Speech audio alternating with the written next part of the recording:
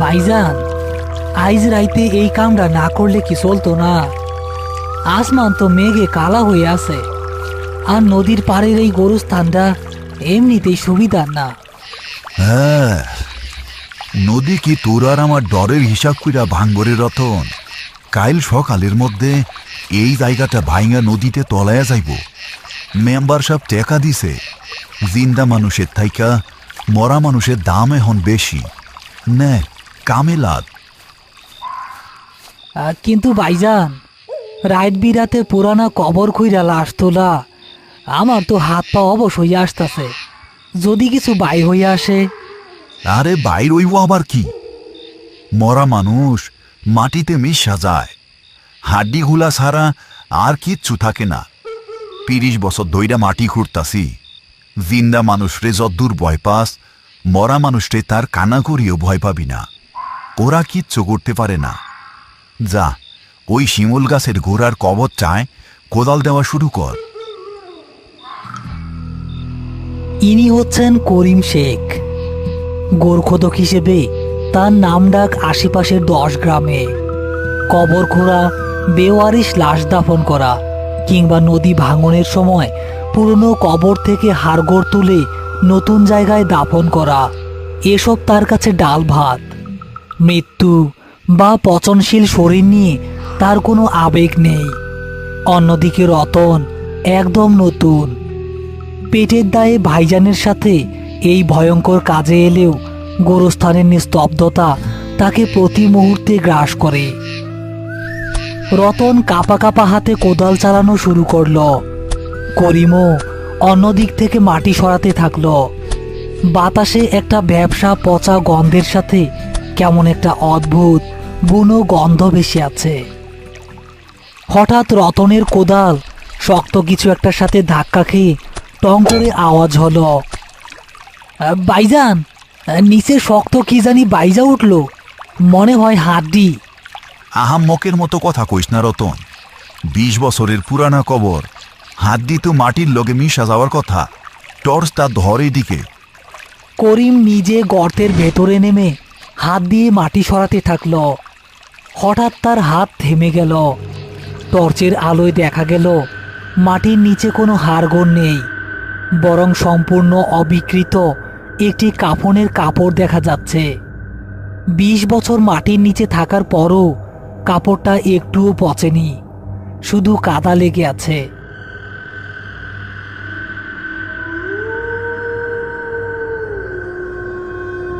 রাত তখন 12:30। মেম্বার সাহেব ছাতা মাথায় দিয়ে সেখানে এসে পৌঁছালো। তার সাথে একজন পাহারাদার। করিম আর রতন মিলে সেই অবিকৃত কাফনে মোড়ানো লাশটা বাঁশের খাটিয়ায় তুলে রেখেছে। রতনের মুখ ভয়ে কাগজের মতো সাদা হয়ে আছে। কি অবস্থা করিম? কাজ কত দূর? এই একটা কবরের জন্যই তো যত ঝামেলা। নদীর যা রূপ, আইজ রাইতেই মনে হয় সব শেষ হয়ে যাইব। মেম্বার সাহেব, একটা ঝামেলা হইছে। এইটা কার খবর ছিল? 20 বছর পার হইয়া গেছে, কিন্তু কাফনের কাপড় তো পচে নাই, আর লাশের ওজনও তো জিন্দা মানুষের মতো ভারী। কি কবিগুলা? এইটা তো ওই পাগলা ফকিরের কবর। গ্রামের মানুষে কইতো লোকটা নাকি কালা জাদু করা ছিল। মরার পর কেউ তারে ছুঁইতে চায় নাই, এই নদীর পাড়ে আইনা ফালাইয়া রাখছিল। তুমি ওইসব বাদ দেও, তোমারে কয়টা টাকা বেশি দিমু নে। লাশটা জলদি নিয়া নতুন গোলস্থানে ফুইতা ফালাও। মেম্বার সাহেব তাড়াহুড়ো করে চলে গেলেন। করিম আর রতন খাটিয়া তোলার জন্য দুই পাশে দাঁড়ালো। ভাইজান, আমার কথা শুনেন, এই লাশ এইখানেই ফালাইয়া থইয়া চইলা যাই।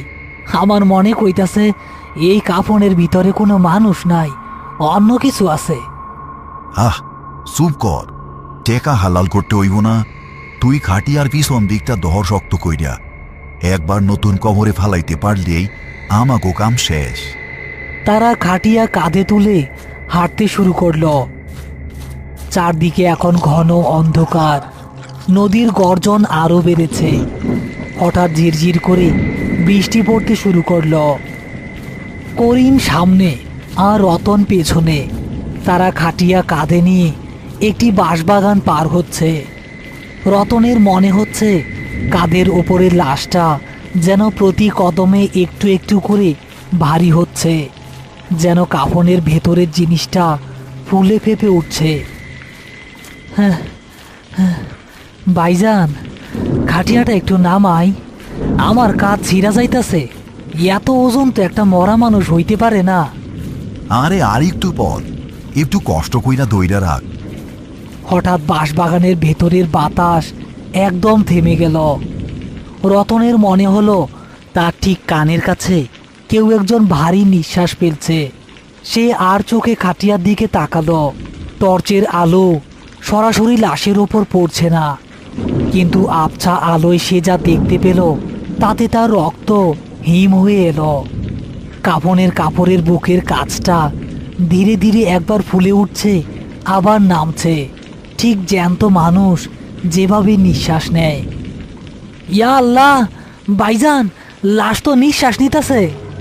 খাটিয়াটা এক পাশ কাত হয়ে মাটিতে পড়ে গেল। করিমও ধাক্কা খেয়ে পড়ে যেতে যেতে নিজেকে সামলে নিল। তোর আজকে আমি হাড্ডি গুড়া করমু রতন, কাম চোর কোথাকার। বিশ্বাস করেন ভাইজান, আমি নিজে দেখছি ওইটার বুক নড়তা ছিল। করিম রাগে গজগজ করতে করতে লাশের কাছে গেল। সে টর্চের আলোটা সরাসরি কাফনের ওপর ফেলল।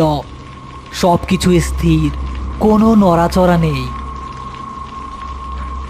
কই কি নড়তাছে? সব তোর চোখের ভুল। খাটিয়া ধর জলদি। করিম যেই খাটিয়ার বাঁশটা ধরতে যাবে, ঠিক সেই মুহূর্তে কাফনের ভেতর থেকে একটা বিকট শব্দ হলো, ঠিক যেন শুকনো হাড় চিবানোর মতো মটমট আওয়াজ। করিম চমকে 2 কদম পিছিয়ে গেল। টর্চের আলোয় দেখা গেল কাফনের কাপড়ের ভেতর দিয়ে একটা হাত বেরিয়ে এসেছে, কিন্তু সেটা কোনো মানুষের হাত নয়। হাতের আঙুলগুলো অস্বাভাবিক লম্বা, আর নখগুলো পশুর নখের মতো কালো এবং ধারালো। হাতটা ধীরে ধীরে বাঁশের খাটিয়ার একটা খুঁটি শক্ত করে চেপে ধরল। ও ভাইজান গো, এইটা কি? হঠাৎ করেই কাফনের ভেতর থেকে একটা ফ্যাঁসে বহু বছরের পুরনো ভাঙা গলার আওয়াজ ভেসে এলো।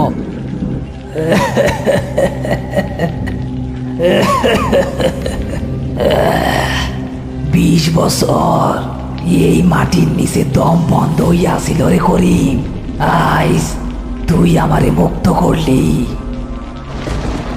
করিমের মতো শক্ত মানুষের বুকের ভেতরটাও এবার ছ্যাদ করে উঠল। তার 20 বছরের অভিজ্ঞতায় সে বুঝতে পারল এই জিনিসটা যাই হোক না কেন, এটা শুধু একটা লাশ নয়, এটা মৃত্যু পার হয়ে আসা একটা অশুভ অভিশাপ। খাটিয়ার ওপর পড়ে থাকা কাফনটা এবার ভেতর থেকে ফেটে যাওয়ার মতো আওয়াজ করে ছিঁড়ে গেল। টর্চের আলো মাটিতে পড়ে আছে, আর সেই আবছা আলোতে দেখা গেল একটা বীভৎস দৃশ্য। 20 বছর মাটির নিচে থাকার পরও লোকটার শরীরের চামড়া পচেনি, বরং কুঁচকে গিয়ে গাছের ছালের মতো শক্ত আর কালো হয়ে গেছে। তার চোখ দুটো কোটর থেকে বেরিয়ে আসার মতো, আর চোখের মণি বলতে কিছু নেই, পুরোটাই ঘোলাটে হলুদ। লোকটার ঠোঁট কাটা, যার ভেতর দিয়ে ধারালো হলদেটে দাঁত বেরিয়ে আছে। ভাইজান, ভাইজান, ও আল্লাহ, আল্লাহ আমারে বাঁচান, আমারে বাঁচান। করিমের সারা জীবনের সাহস যেন এক মুহূর্তে উবে গেছে। সে বুঝতে পারল সামনে যেটা বসে আছে সেটা কোনো মরা মানুষ নয়, সাক্ষাৎ একটা শয়তান। কাফন ছিঁড়ে সেই কুচকানো হাড় গিলে শরীরটা খাটিয়া থেকে নিচে নামার চেষ্টা করছে। তার হাড়ের ভেতর থেকে মটমট করে এমন সব শব্দ হচ্ছে যেন 20 বছর পর শরীরের জোড়াগুলো খুলছে। রতন, ওই চাখারা দৌড় দে ভাই, এইটা লাশ না, এইটা শয়তান। রতনের শরীর জমে পাথর হয়ে গেছে। সে ওঠার চেষ্টা করেও বারবার পড়ে যাচ্ছে। ঠিক তখনই লাশটা তার লম্বা ধারালো নখওয়ালা হাতটা রতনের পায়ের দিকে বাড়িয়ে দিল। এত তারা কিসের রে করিম? আমারে নতুন ঘরে নিয়ে যাবি না? আয়, আমার বড্ড খিদা। 20 বছর ধইরা তাজা রক্ত খাই না। লাশটা সাপের মতো মাটিতে বুক ঘেঁষে রতনের দিকে এগুতে থাকলো। করিম আর এক মুহূর্ত দেরি করল না। সে তার হাতে থাকা লোহার ধারালো কোদালটা তুলে সর্বশক্তিতে লাশটার বাড়িয়ে দেওয়া হাতের ওপর কোপ বসিয়ে দিল। ইয়া আল্লাহ!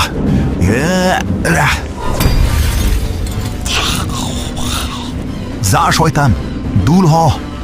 কোদালের কোপ লাশটার হাতে লাগতে একটা বিকট ধাতব শব্দ হলো, যেন পাথরের লোহা আঘাত লেগেছে। লাশটার হাত কাটল না, কিন্তু লোহা লাগার কারণে সেই তীব্র যন্ত্রণায় একটা পৈশাচিক চিৎকার দিয়ে উঠল। শব্দটা এতই তীক্ষ্ণ যে রতনের কানের পর্দা মনে হয় ফেটে যাবে। এই সুযোগে করিম রতনের কলার চেপে ধরে হেঁচকা টানে তাকে দাঁড় করিয়ে দিল। দৌল হারামজাদা, জানিয়া ভাগ। করিম আর রতন বাঁশবাগানের কাদা জল মাখা রাস্তা দিয়ে পাগলের মতো দৌড়াতে থাকলো। তাদের পেছনে সেই পৈশাচিক চিৎকার আর মাটিতে ভারী কিছু একটা ঘেঁষতে ঘেঁষতে এগিয়ে আসার শব্দ শোনা যাচ্ছে।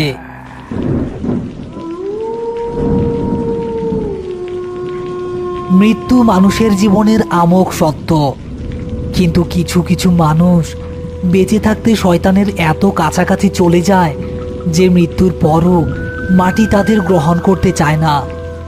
এই পাগলা ফকির ছিল তেমনই একজন। কালো জাদুর চর্চা করতে করতে সে নিজের আত্মাকে শয়তানের কাছে বিক্রি করে দিয়েছিল। আজ নদী ভাঙনের কারণে তার কবর উন্মুক্ত হয়ে যাওয়ায় সেই অশুভ শক্তি আবার জেগে উঠেছে। করিম আর রতন দৌড়াতে দৌড়াতে গ্রামের সীমানার কাছে চলে এসেছে। রতনের পা আর চলছে না। সে হাঁপাতে হাঁপাতে মসজিদের বারান্দার সিঁড়ির কাছে আছড়ে পড়ল। করিমও কোদাল হাতে হাঁপাচ্ছে। তারা পেছনে তাকিয়ে দেখল বাঁশবাগানের অন্ধকার থেকে দুটো হলুদ চোখ জ্বলজ্বল করতে করতে তাদের দিকেই এগিয়ে আসছে। লাশটা হাঁটছে না, বরং তার হাত ও পায়ের ওপর ভর দিয়ে মাকড়সার মতো অবিশ্বাস্য দ্রুত গতিতে ছুটে আসছে। ভাইজান, ও তো আইসা পড়ল, আমা গোয়া রক্ষা নাই। হুজুর, হুজুর, ও ইমাম সাহেব, দরজা খুলেন, জিন্দা লাশ বাইর হইছে। ভেতর থেকে দরজা খোলার কোনো শব্দ হলো না। করিম বুঝতে পারল এত রাতে ভেতরে কেউ নেই, বা বৃষ্টির শব্দে কেউ শুনতে পাচ্ছে না। ওদিকে জ্যান্ত লাশটা মাঠ পার হয়ে মসজিদের সীমানার ঠিক কাছাকাছি চলে এসেছে। কিন্তু হঠাৎ সে থমকে দাঁড়ালো। মসজিদের পবিত্র সীমানার ভেতরে সে পা রাখতে পারছে না। তার হলুদ চোখ দুটো রাগে আর ক্ষোভে জ্বলজ্বল করছে। লাশটা সীমানার বাইরে থেকে তার লম্বা নখ দিয়ে মাটি খামচে ধরে আছে। করিম বুঝতে পারল তারা আজ রাত পার করতে পারবে না। মসজিদের ভেতরে ঢুকতে না পারলেও সারা রাত এখানে বসে থাকা সম্ভব নয়। আর মেম্বার সাহেব বা গ্রামের কেউ এই বৃষ্টির রাতে তাদের সাহায্য করতে আসবে না। রতন, ডর পাইস না। লোহা আর আল্লাহর কালাম, এই দুইটাই শয়তানের জম। আমার লোকে আয়াতুল কুরসি পড়তে থাক। করিম চোখ বন্ধ করে বৃষ্টির মধ্যে আয়াতুল কুরসি পড়তে শুরু করলো। রতনও কাঁপা কাঁপা গলায় তার সাথে যোগ দিল। কোরআনের আয়াত শোনার সাথে সাথে লাশটা যেন পাগলের মতো হয়ে গেছে। সে নিজের মাথা মাটিতে ঠুকতে থাকে আর বীভৎস চিৎকার করতে থাকে। হঠাৎ করেই করিমের মাথায় একটা বুদ্ধি এলো। সে জানে এই শয়তানকে মাটিতে পুঁতে লাভ নেই। মাটি তাকে আগেই অস্বীকার করেছে। একে একমাত্র মেঘনার উত্তাল জলরাশি গ্রাস করতে পারবে। শোন রতন, আমি ওরে নদীর পারে টাইনা নিয়ে যাবো, তুই এইখানেই থাকবি। না ভাইজান, আপনি যাইয়েন না। চুপ, আমি যদ্দূর জানি কালো জাদুকররা বহতা পানির ডরায়। মেঘনা নদী আইজ ওরে গিলব। করিম কোদালটা হাতে শক্ত করে ধরে এক লাফে মসজিদের সীমানা থেকে বাইরে বেরিয়ে এলো। তাকে দেখেই লাশটা বিকট শব্দ করে তার উপর ঝাঁপিয়ে পড়ার জন্য প্রস্তুত হলো, কিন্তু করিম দৌড় দিল সরাসরি নদী ভাঙন কবলিত পাড়ের দিকে। লাশটা এবার শিকারের লোভে উন্মত্ত হয়ে করিমের পিছু নিল। করিম কাদার মধ্যে আচার খেতে খেতে দৌড়াচ্ছে। পেছনে লাশটার নখের আঁচড় তার পায়ে ঠিক কয়েক ইঞ্চি দূরে মাটিতে পড়ছে। নদীর গর্জন আর বৃষ্টির শব্দ মিলে এক ভয়াবহ পরিবেশ তৈরি করেছে। করিম একেবারে নদীর পাড়ে, যেখানে মাটি ফেটে ভাঙনের সৃষ্টি হয়েছে, সেখানে এসে দাঁড়ালো। নিচে অন্তত 20 ফুট গভীর দিয়ে মেঘনার রাক্ষসের স্রোত বয়ে যাচ্ছে। লাশটা ব্রেক কষতে না পেরে সোজা করিমের দিকে লাফ দিল। যা শয়তান, জাহান নামে যা। করিম বিদ্যুৎ গতিতে পাশে সরে গেল এবং তার হাতের লোহার কোদাল দিয়ে লাশটার বুকে সজোরে এক আঘাত করল। কোদালের ধাক্কায় লাশটার ভারসাম্য হারিয়ে ঠিক নদীর পাড়ের ফাটা মাটির ওপর গিয়ে পড়ল। সেই মুহূর্তে এক বিরাট মর্মর শব্দ হলো। নদীর পাড়ের ওই বিশাল মাটির খণ্ডটা আর লাশের ভার সহ্য করতে না পেরে মাটি ধসে সরাসরি উত্তাল মেঘনার বুকে গিয়ে পড়ল। পড়ার ঠিক আগ মুহূর্তে লাশটা করিমের দিকে তার হলুদ চোখ তুলে তাকালো। তার মুখ থেকে একটা শেষ হাড় কাঁপানো আর্তনাদ বেরিয়ে এলো, যা মেঘনার ঢেউয়ের গর্জনের সাথে মিশে চিরতরে হারিয়ে গেল। জলের তোরে সেই অভিশপ্ত কাফন আর শয়তানের শরীর তলিয়ে গেল অতল গহ্বরে।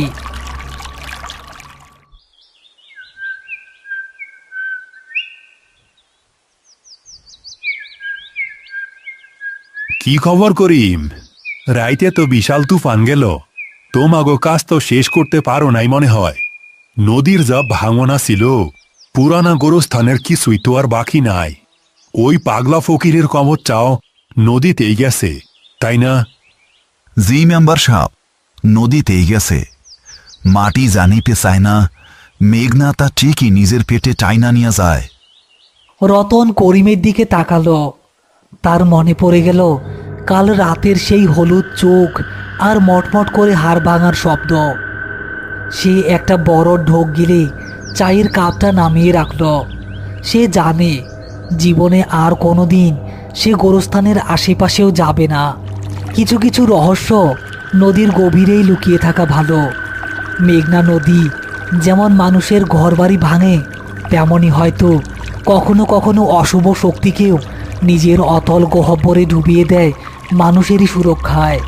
মেঘনার চরে বেওয়ারিশ লাশ হয়তো আর কখনো ফিরে আসবে না, কিন্তু মাঝরাতে বাঁশবাগানের ভেতর দিয়ে যখনই দমকা হাওয়া বয়, করিমের আজও মনে হয় কেউ একজন খুক খুক করে কাশছে।